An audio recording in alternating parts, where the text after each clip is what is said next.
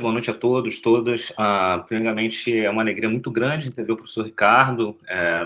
Sou muito suspeito, sou fã, me considero um pouco um filho intelectual, talvez um filho meio estranho, meio bastardo, sem querer causar invejas, nada disso, mas é muita alegria mesmo receber o professor Ricardo na nossa linha de pesquisa sobre a história e filosofias das ciências voltadas para a educação.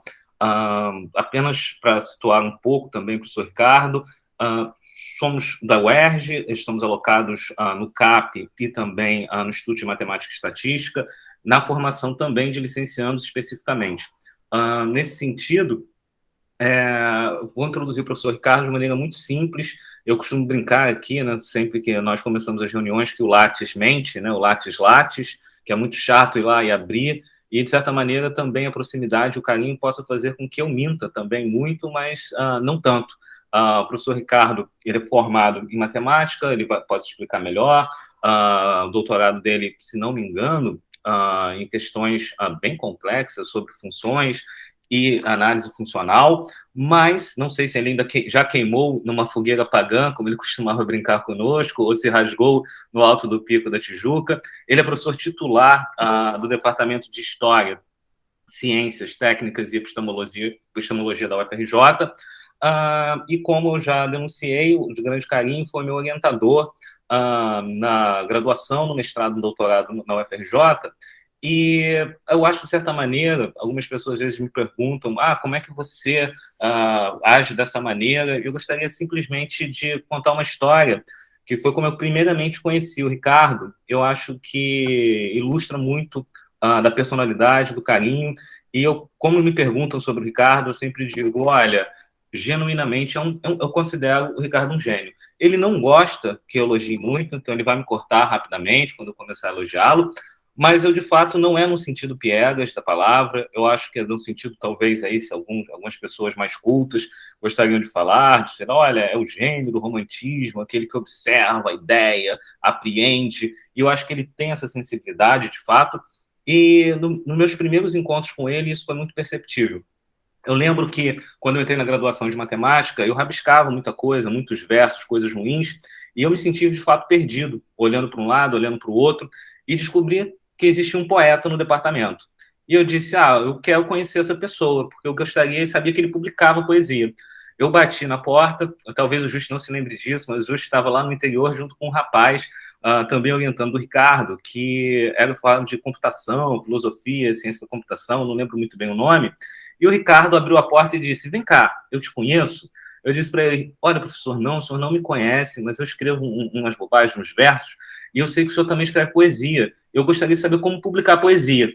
Aí ele disse para mim, tens dinheiro? Eu disse, não, não tenho. Tens alguém que te banque? Eu falei, não, não tenho. Então você não vai publicar coisa nenhuma, sai da minha frente. E fechou a porta. E eu fiquei assim, estarrecido.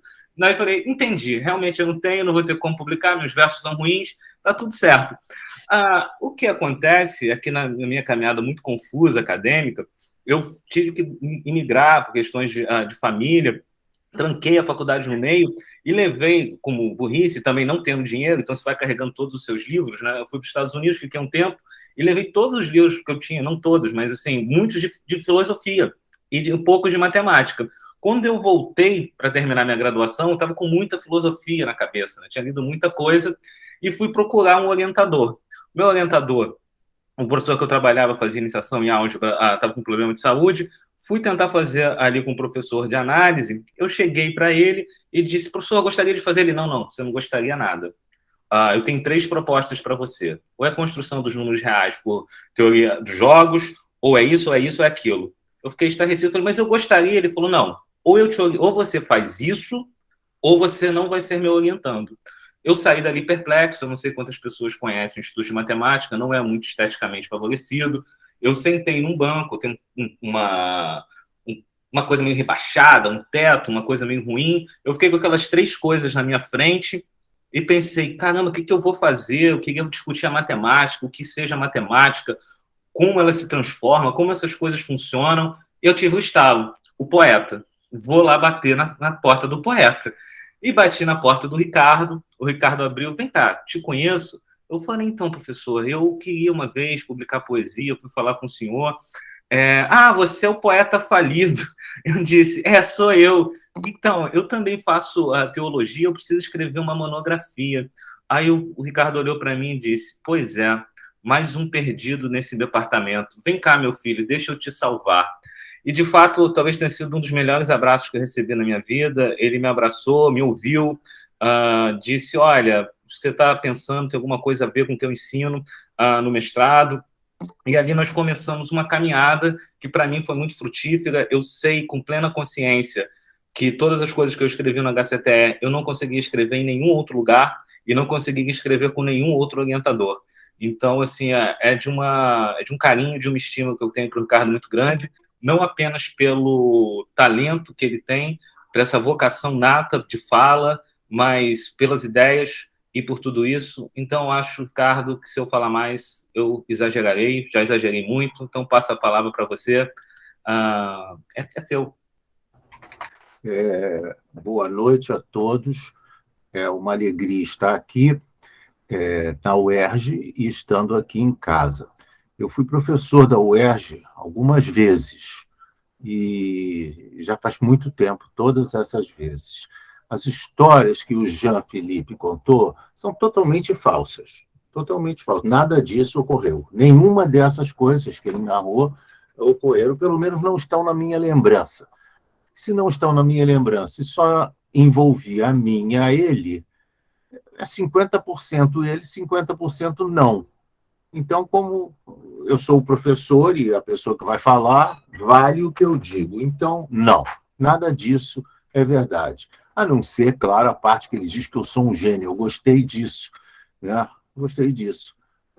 Mas também não é tão verdadeira quanto as outras.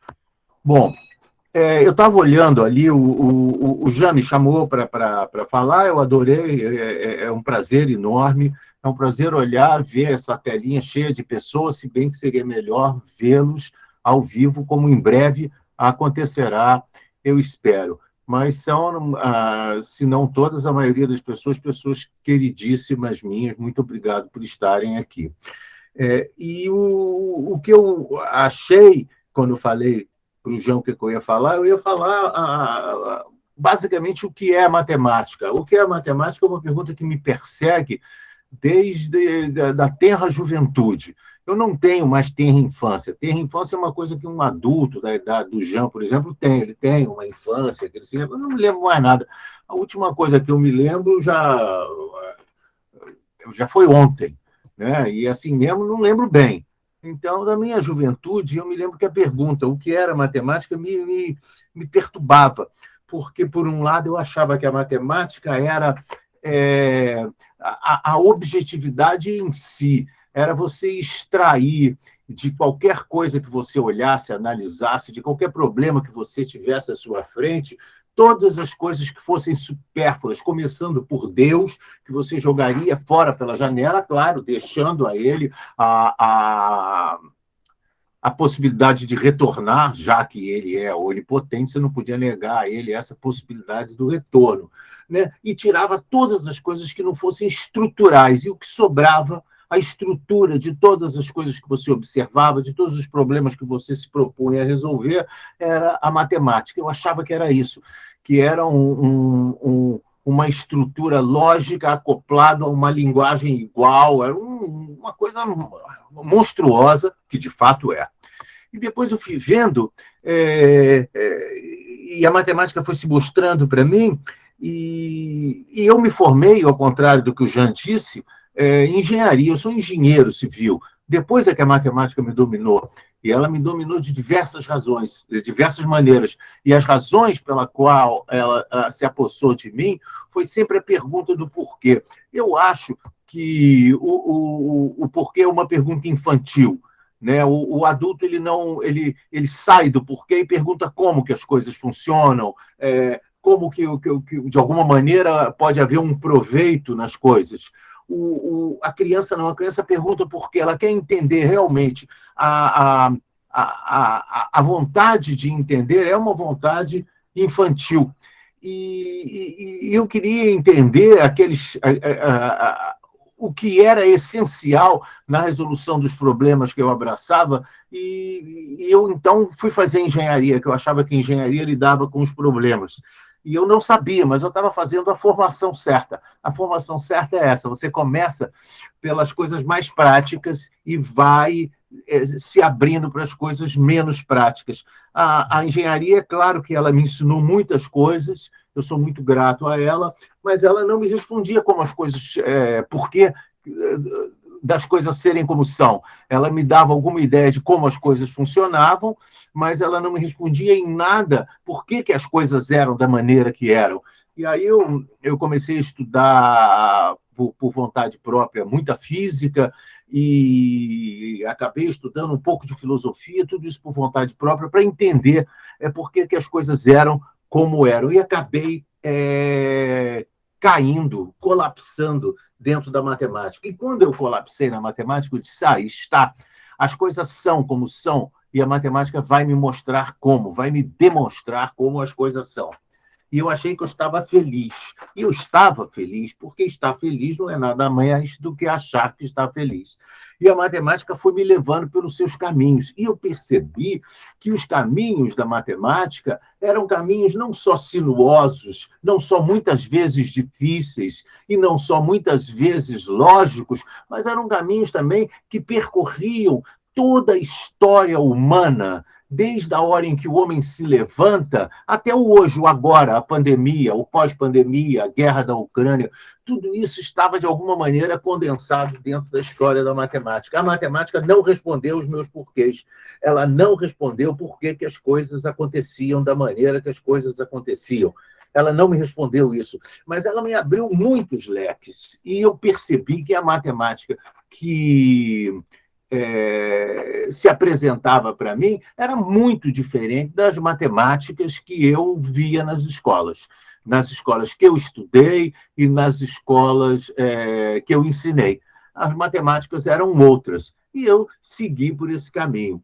Eu vou começar isso tudo para mostrar que o que eu pretendia e pretendo e farei aqui é uma viagem histórica, não uma viagem matemática. E eu vou começar com uma história, uma das histórias que vieram a se tornar uma história da mulher pássaro, que é uma história que narra, de alguma maneira, a invenção do tempo. Ela, inclusive, eu acho que tem esse nome lá no cardápio das histórias, que é uma história que conta a história de um mundo onde a natureza estava completa, mas o homem ainda não tinha aparecido no cenário. Era uma terra pré-humanizada, pré-humana.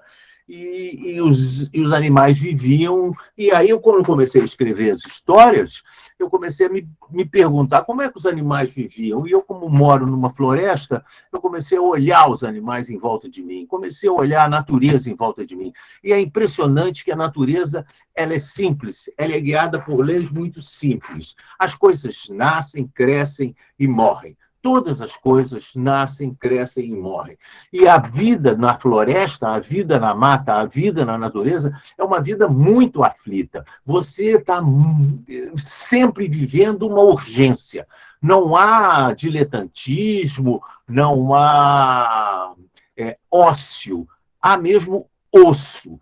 A coisa é uma urgência permanente. Ou você está querendo comer porque está com fome e você corre atrás da sua alimentação, ou você está sendo perseguido por alguém que quer te comer e você foge desse alguém desesperadamente, ou você encontra um lugar que você acha que é um pouco mais calmo e você consegue dormir, porque dormir é necessário. Então, só há movimentos pela urgência. Ou você procura um parceiro ou uma parceira para amar, porque amar é necessário. Então, você não faz nada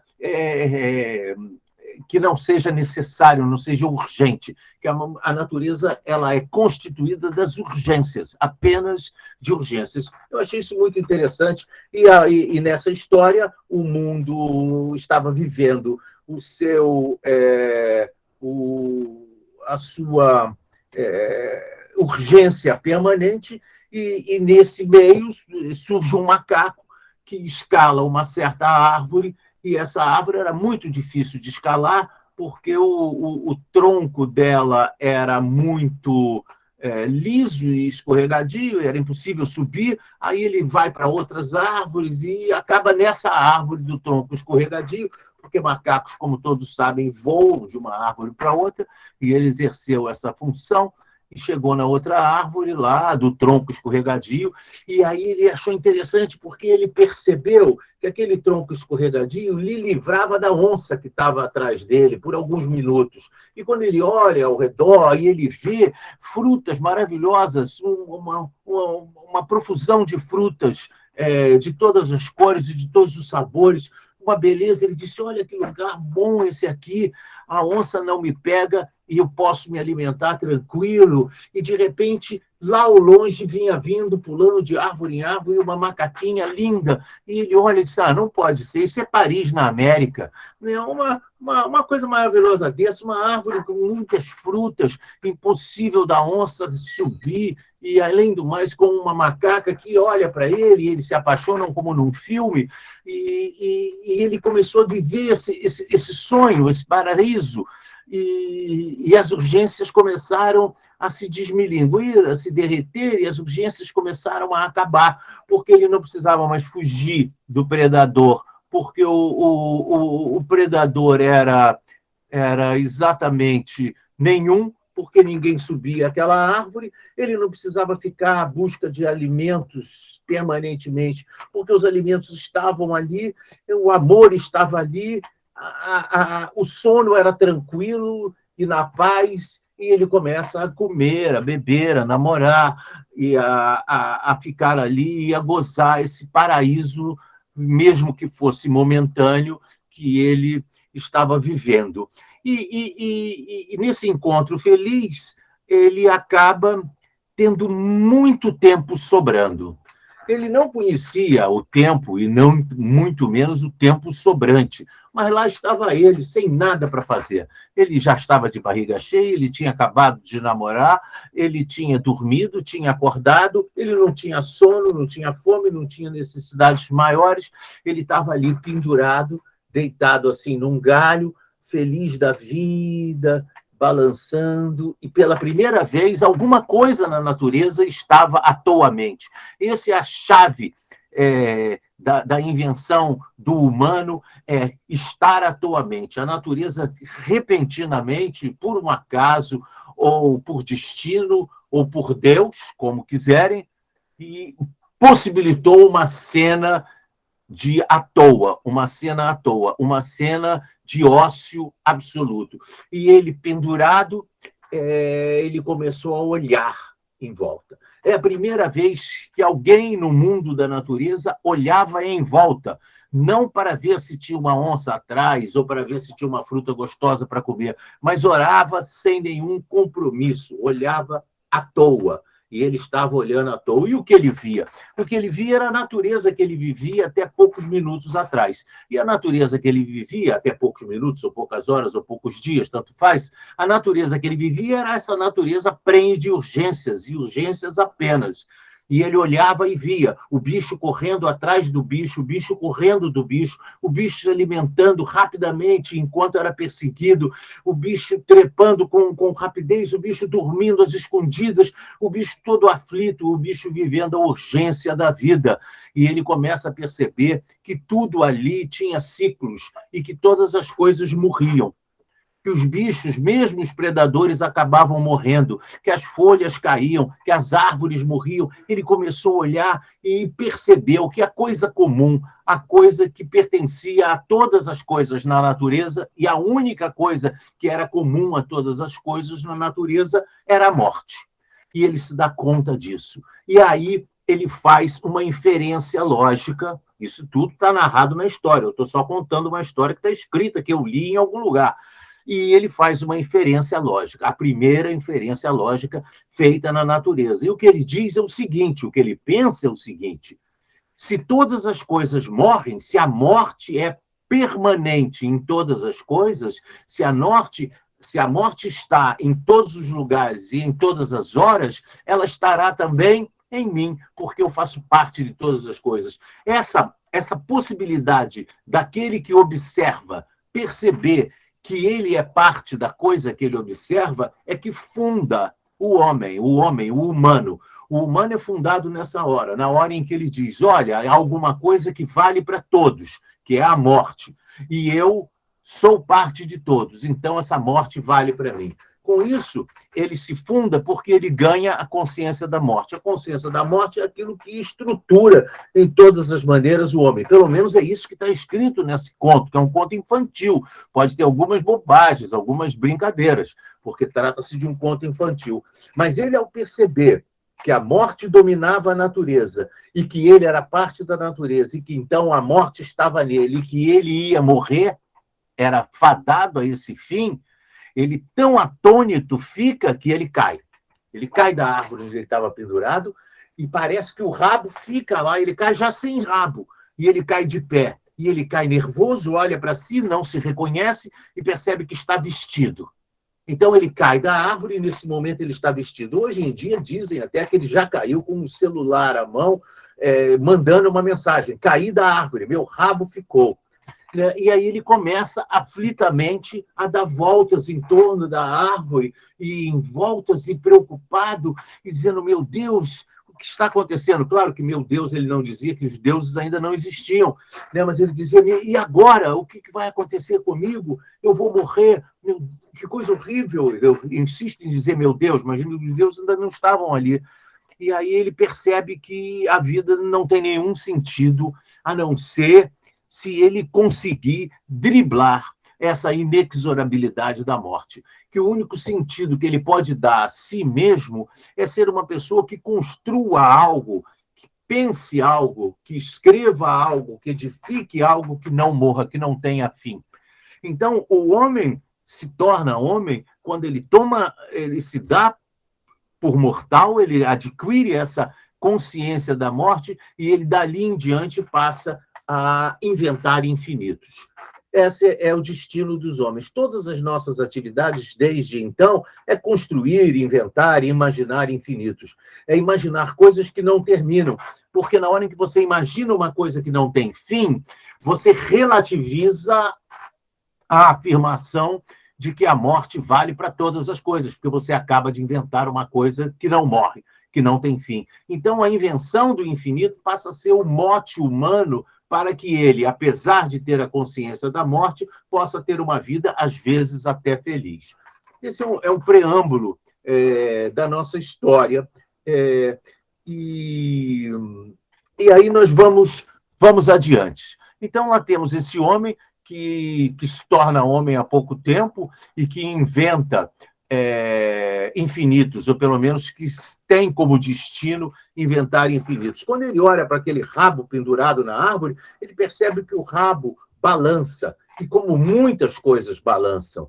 E é nessa hora que ele percebe que o relógio, que são as coisas que balançam, que são as coisas que se movimentam, que o movimento precisa de algo que o justifique. E ele inventa o tempo. O tempo é uma invenção do relógio, e ele começa a articular isso que a gente hoje em dia poderia chamar de caminho reverso. As coisas acontecerem ao contrário do que elas realmente são. E ele percebe que não, que quando a morte chega a ele, a primeira visita da morte a ele, que é a sua consciência, é porque ele tinha visto os mortos. São os mortos que inventam a morte, não ao contrário, como a gente aprende na nossa vida. A vida da gente é toda ensinada ao contrário. Pensa bem, agora corte isso tudo e pensa bem, abra um livro de matemática, abra num teorema qualquer, o teorema 7. Lá está escrito, se alguma coisa, então outra coisa. Aí tem uma demonstração. Aí você lê a demonstração. É claro que você não entende. Aí você, depois de muito estudar, acaba entendendo a demonstração. E aí você já sabe fazer a demonstração e você faz a demonstração. Quando você faz a demonstração é quase inversa ao que você tinha lido. Ela é quase como se ele tivesse escrito ao contrário do que você entendeu. Você entende as coisas andando para trás no tempo. Só faz sentido o relógio inventar o tempo. né? Não faz sentido o tempo existir. Como é que é isso? O tempo existe, e aí o homem cria o relógio. Não pode ser. Né? Nem o Jean acredita nisso. Não dá, não dá. Não dá para acreditar nisso. As coisas têm um emaranhamento que é mais importante do que isso. E aí ele percebe que os mortos vêm antes da morte, os óculos antes do espaço. Né? O espaço que nos cerca, o espaço que existe, que é tudo e que nós somos espaço também, ele não está sem antes podermos observá-los. É preciso, primeiro, a observação para que o espaço exista. Então, o óculos, que é a ferramenta equivalente ao relógio para o tempo, o óculos vem antes do espaço. E depois ele vai perceber mais tarde que os nomes vêm antes dos conceitos e que o humano vem antes do universo. Né? As coisas são ao contrário do que a gente aprende, elas são de trás para diante. Eu só saquei isso. A história é muito antiga, essa história do macaco é muito antiga.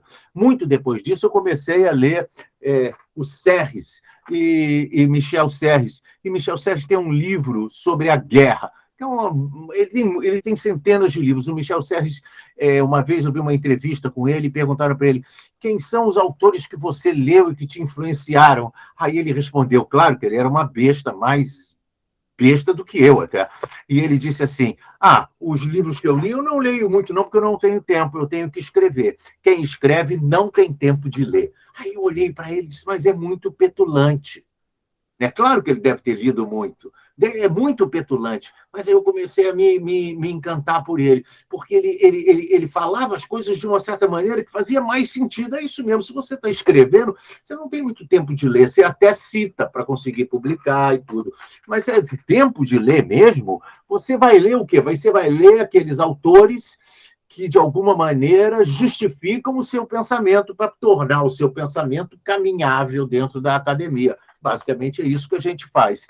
E nesse livro sobre a guerra, ele narra uma cena de bar, que é uma cena muito interessante, em que tem uma briga no bar, e a briga acontece porque o sujeito estava lá com a namorada, e passou um outro sujeito, esbarrou na namorada, e o namorado da namorada achou ruim, deu-lhe um socão na cara, aí ele retribuiu com outro socão, e a coisa começou a brigar os dois, e aí logo se juntaram pessoas, e foram juntando pessoas, e de repente era um tumulto generalizado no bar, e todos brigavam com todos, as cadeiras voavam, e aí chamaram a polícia veio, apitou, deu tiro, prendeu e acabou com a briga. Pronto, essa é a história. Uma história que nós, se não vivenciamos coisas semelhantes, já lemos, já vimos na TV coisas muito parecidas.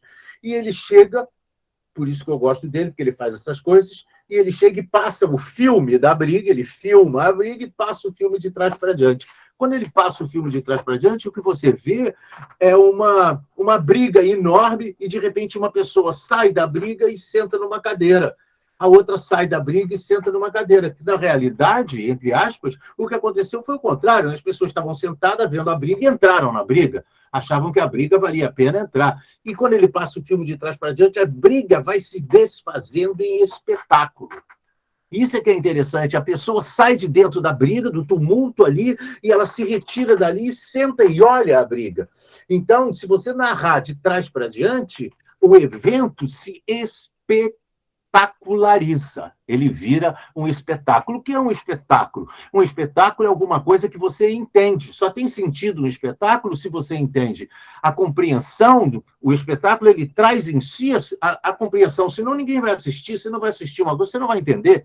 Né? Só doidão. Né? E, então você vem e passando o filme de trás para diante, você consegue compreender o que está acontecendo. Bom, essa é a primeira parte, que a gente deve prestar atenção na história e passar os filmes de trás para diante. Então, vou passar os filmes da matemática de trás para diante, para ver se a gente entende. As últimas acontecimentos da matemática são todos fora da matemática. né? Isso é, que é um pouco surpreendente, né? A matemática ela começa ali no homem contando, e isso se dá simultaneamente, ele não dá isolado, o homem não sai contando isoladamente. O homem conta enquanto ele visita as cavernas, enquanto ele põe as mãos nas cavernas e pinta por fora, e aquelas mãos ficam eternizadas nas cavernas. Todas essas atitudes, a contagem, as mãos nas cavernas, olhar o cosmos como se o cosmos fosse uma incógnita, que de fato é, tudo isso são construções de infinito. Quando se conta para não chegar ao fim, se conta porque a contagem é uma estratégia lógica, formal, de se atingir o infinito. Quando se põe uma mão e se pinta por fora e se deixa a mão, perceba-se que ele não pintava a mão com um pincelzinho, os 5 dedos, não, ele botava a mão e pintava em cima. Então, a mão que estava impressa na caverna era a mão dele mesmo, ele era perpetuado. Não era apenas o desejo dele que era perpetuado, era ele. Então, eram estratégias de perpetuar-se, de não deixar a morte vencer. Esse tema é o tema de todas as artes, é o tema de todas as filosofias. É sempre você diante da morte, perguntando o que eu estou fazendo aqui, o que é isso tudo, né? Que sentido isso tem? Inclusive, quase todas as piadas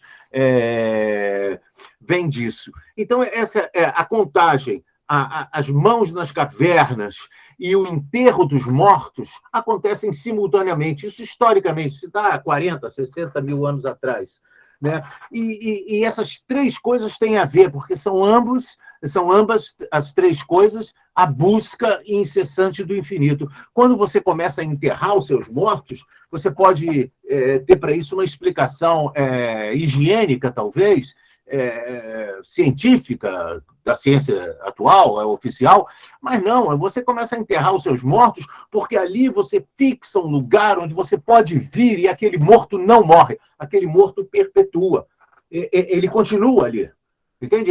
Se eu tiver, de repente, um rompante de esquecimento do meu pai, eu vou lá no cemitério onde ele está, ou da minha mãe, vou lá, mamãe queimou-se, eternizou-se nas cinzas, mas meu pai está lá, tem uma pedra lá e ele está lá debaixo daquela pedra, né? E ele está lá. Então, ele não morre jamais, porque ele está lá. E se você for lá e cavar, ele está lá mesmo. Você vai encontrar a meia de nylon, que não acaba nunca, é um negócio impressionante, e os ossos, e alguns cabelos, que no fundo constituem o que as religiões chamam a alma do homem. A alma é o osso, o cabelo e uma meia de nylon. É isso é a alma. Porque isso é que não acaba. Quando você for lá, vai desenterrar o velho, está lá o velho, está enterrado. Você vai lá com uma pá, cava, desenterra. O que você vai encontrar? Você não vai encontrar o meu pai. Ele não está lá, de fato, mas está lá a alma dele, que é o que perpetuou, que é o osso, o cabelo. Eu estou rindo porque só rindo mesmo. Isso é muito trágico. Quando uma coisa é muito trágica, você não tem outra escapatória e rir. Então, essas coisas começam ali e esse desejo do infinito vai prosseguindo, e na história da matemática ela é muito didática nisso. E vem Pitágoras, e Pitágoras vem e mede a diagonal do quadrado, e vê que a diagonal do quadrado é incomensurável, aí, em consequência disso, surgem os números irracionais. E se você pensar bem, os números irracionais é uma ficção completamente desnecessária para a matemática, mas é interessante porque, dentre de todas as possibilidades que Pitágoras poderia ter, por exemplo, ele poderia dizer que nada de incomensurável, que a medida do lado e da altura do quadrado, né, do lado do quadrado era 1, e a diagonal era 1,41. Ele mediu ali na régua, deu 1,41. Por que é uma coisa incomensurável? Ele teve de usar o teorema de Pitágoras, teorema que ele deu a si próprio e que não era dele, era dos egípcios, e que a mulher dele tinha ido passear lá no Egito e trouxe o teorema. Mas tudo bem, né? E ele pegou, a primeira coisa que ele fez com aquele teorema foi dizer que era dele. Não é interessante isso? parece mesmo pessoa. E era uma pessoa, parece. Pitágoras pessoa tem dúvida se ele existiu, não pode ter dúvida se ele existiu. Ele pegou o teorema e disse que é meu. Só uma pessoa faria isso, né? Uma coisa mágica, sensível, entidática, qualquer, não faria uma coisa dessa. Bom, mas ele podia medir, em vez de aplicar o teorema de Pitágoras, que era um teorema local, que se envia para triângulos 3, 4 e 5, para fazer pirâmides. Era uma coisa quieta lá no Egito, não tinha essa abstração e essa generalidade que hoje a gente olha para ele e diz A2 mais B2 é C2. Não tinha mais nada disso. Era uma coisa prática. E ele, em vez de aplicar essa coisa prática, que era uma equação do segundo grau, cheio de quadrado, difícil, ele podia medir com a régua. E se ele medisse com a régua, não inventaria os irracionais. O que ele perceberia é que quanto maior eram os lados do quadrado, a diagonal aumentava na sua casa decimal. Então, a relação entre a diagonal e os lados não era constante. Não era a diagonal mede raiz de 2 vezes o lado. Não existiria isso. A diagonal mediria 1,41, depois, se o lado fosse maior, ela mediria 1,412, ela ia aumentando de tamanho à medida que a régua ia sendo maior, já que a calibragem da régua ia ser a mesma, milímetro ou décimo de milímetro, porque a calibragem da régua depende apenas da nossa percepção sobre a régua, não depende do tamanho da régua. Se você tiver uma régua de 10 centímetros ou uma régua de 10 metros, a unidade mínima vai ser lá, 1 milímetro, 1/10 de milímetro, se você for japonês, mas não vai ser menor do que isso. Né? Então, essa calibragem fixa, esse átomo de calibragem, permitiria você criar uma matemática onde não valeria o teorema de Pitágoras e onde os irracionais não existiriam e todas as construções matemáticas aconteceriam no seu modo. Né? Mas escolhemos o caminho do infinito. O irracional é o infinito dentro do próprio número. É um número cujo seu nome não termina. É a angústia numérica personificada. Imagina que uma pessoa se chame Jean, Ricardo, Maria, Pompeu, Aloísio, Fernandes, e vá por aí, o nome nunca acaba. A pessoa está andando na rua e alguém diz, qual é o seu nome? Ela começa a chorar. E ela começa a chorar desesperadamente, porque o nome dela é impossível de ser dito. Se ela começar a dizer o nome, ela morrerá, os filhos morrerão, os netos morrerão, e todos morrerão, e nunca o nome poderá ser pronunciado completamente, porque ele tem infinitas possibilidades.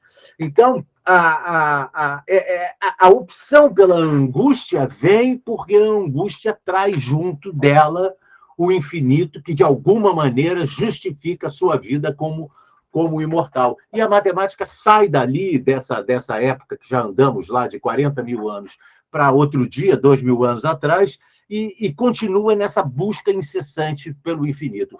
Todas as vezes que ela se depara com uma bifurcação onde uma das possibilidades é o infinito, ela envereda por essa possibilidade infinita. E isso vem por causa da história do macaco, não tem outra explicação. E ela, com isso, vai caminhando e vai saindo de si, porque ela vai estendendo braços infinitos em todas as direções e ela começa a sair de si. E a matemática, que era um saber objetivo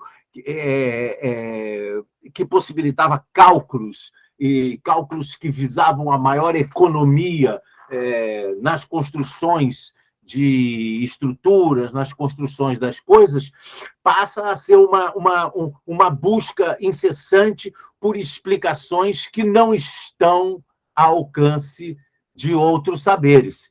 E ela começa nessa caminhada humana, né? E é importante ressaltar aqui, nesse ponto, que a matemática, quando os professores dos primeiros ensinos encontram com os alunos, e é comum eles dizerem a matemática está em todos os lugares.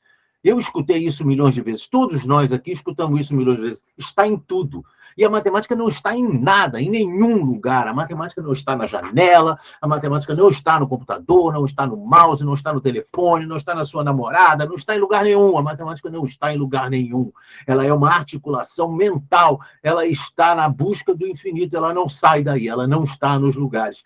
E isso é interessante, porque enquanto a gente tenta simplificar a matemática, dizendo que ela está em todos os lugares, que todos os lugares são imbuídos de uma certa matemática, você complica, porque a pessoa, por mais ignorante que fosse, ela não for totalmente estúpida, ela olha para essa coisa aqui e não vê matemática, que ela vê plástico. Ela vê plástico e algum device eletrônico, alguma energia concentrada numa bateria, e mais nada que isso. Ela não vê matemática. O que está a matemática aqui?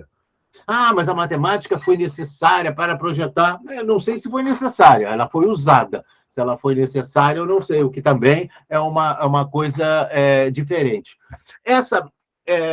E a matemática continua caminhando, nós vamos falando, há outros grandes momentos na matemática onde ela opta pelo infinito. Um momento notável é o momento das geometrias, quando Euclides formula o seu belo livro, que contém todos os saberes até então, era o nome que o livro tinha, todos os saberes até então, da matemática, ele se esbarra com um problema do quinto postulado, que eu não vou ficar detalhando aqui, é uma coisa com literatura fartíssima, mas o quinto postulado que diz que um ponto fora de uma reta, se eu tiver num plano e uma reta, e um plano fora dessa reta, ponto fora da reta. Por aqui só passa uma única reta paralela a essa aqui. É o que diz o quinto postulado. Ele precisou disso para provar os teoremas, para provar que ângulos alternos internos eram iguais, e daí para provar toda a geometria plana, que ele, de alguma maneira, descreve, e ele achava que isso não era um postulado, ele achava que isso era uma coisa simples que dava para demonstrar. E ele ficou tentando demonstrar e não conseguiu. Como ele não conseguiu, ele chamou de postulado. Postulado seria uma verdade que não necessitava de demonstração. Bom, esse drama do Euclides, drama pessoal dele, de ter tentado demonstrar o postulado como se for um teorema sem conseguir, gera uma repetição da ansiedade, né? As pessoas que o seguiram herdaram dele, não a geometria, também herdaram, mas mais dos livros dele. Herdaram dele a ansiedade por tentar demonstrar que o quinto postulado era, de fato, um teorema. E há uma lista finita, graças a Deus, mas gigantesca, de matemáticos que tentaram demonstrar que o quinto postulado era um teorema e acabaram inventando um caminho para o infinito, acabaram saindo da coisa estática da geometria plana e entrando nas geometrias hiperbólicas, geometrias curvas, digamos assim, hiperbólicas e elípticas, onde o infinito estava presente, ou evidenciado, ou por sua ausência, mas presente de qualquer forma. E há outros exemplos, daqui a pouco a gente vai falar. Mas a matemática vai construindo o seu caminho, sempre optando por essa busca do infinito.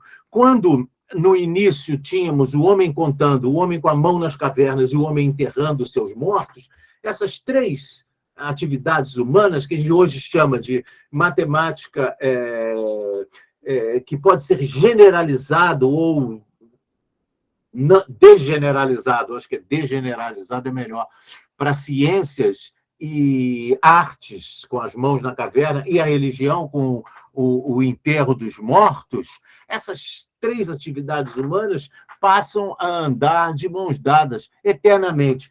E parte da inteligência humana se dedica vorazmente a separar, como se fossem gêmeos univitelinos, que era preciso cortar e dar individualidade a elas. Então, a atividade intelectual humana nos últimos infinitos anos vem tentando separar arte, ciência e religião. Há alguns anos atrás, o HCTE, o lugar onde eu trabalho, que é um lugar que tenta unir arte, ciência e religião, estava discutindo com um professor muito notável, hoje já era, na época, uma pessoa muito famosa academicamente, e continua a ser, e é uma pessoa de muito respeito, que eu gosto muito, e quando eu disse, o HCTE está precisando que entrem pessoas que façam arte e ciência, é preciso a arte entrar no HCTE.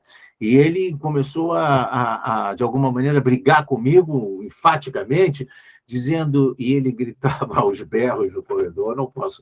Porque a história tem uma certa coisa trágica, que é a coisa banal dela, que era gritar aos berros no corredor. Né? Por isso que não se cita nomes, porque a gente, citando nomes, não pode citar as fraquezas humanas. E ele gritava, Kubrusli, que era eu. Né? Você não vê que é impossível, que arte é uma coisa e ciência é outra? Eu dizia, não, eu não vejo. Aí ele dizia, por isso. E ele começou a me xingar. Foi um negócio impressionante.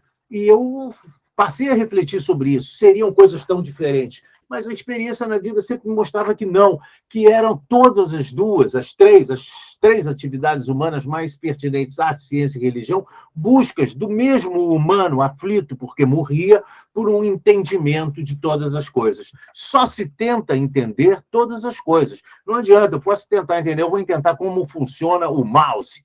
Aí eu abro o mouse, é fácil, é capaz de acontecer alguma coisa e eu até desligar aqui a conexão, viu? Eu estou mexendo aqui no mouse. Mas você tira essa capinha aqui, ele sai. O meu não sai, mas em geral ele sai. E sai puxando. Ele tem uma maneira, um truque, mas sai. Aí você pega esse mouse, destrói ele e pode entender o mouse. Mas não é isso que você quer. Você não quer entender o mouse. Quando você destrói o mouse para entender o mouse, o que você quer entender são todas as coisas. A gente sempre quer entender todas as coisas. A gente quer, de repente, se iluminar. Às vezes a gente vê isso em sala de aula. Você está falando uma coisa e, de repente, um aluno brilha. Brilha mesmo. Significa que ele entendeu todas as coisas. Não é que ele entendeu o que você falou e que você é um bom professor, nada disso. Ele possivelmente estava viajando em outra galáxia, nem estava ali. Ele só tinha assinado a presença, estava viajando completamente. E, de repente, ele entende o mundo. Isso já aconteceu com todos nós. De repente, a gente entende o mundo, entende tudo. Todas as coisas fazem sentido. Isso, em geral, dura pouco, você logo perde. Mas tem uma hora em que isso acontece. E é isso que se busca. Porque na hora que entendeu todos os mundos, você dá um sentido a você. Né? O seu sentido seria o de pensar, de entender, etc. e tal. Eu vou pular vou pular dessa fase das geometrias e vou passar para Cantor, onde eu queria me deter um pouquinho mais. E eu não sei exatamente quanto tempo eu tenho, porque o meu relógio parou. Olha, ele está parado, ele está marcando 6 horas, ele parou. Então, eu tenho todo o tempo do mundo. O tempo que me resta é o infinito, porque certamente eu não tenho que acabar às 6, ainda são 6, eu posso ir embora. Mas esse aqui já são 7. Eu vou acabar às 7, que eu acho que é digno uma palestra ter 1 hora. Mais que 1 hora não é uma palestra, é uma encheção de saco, ninguém aguenta.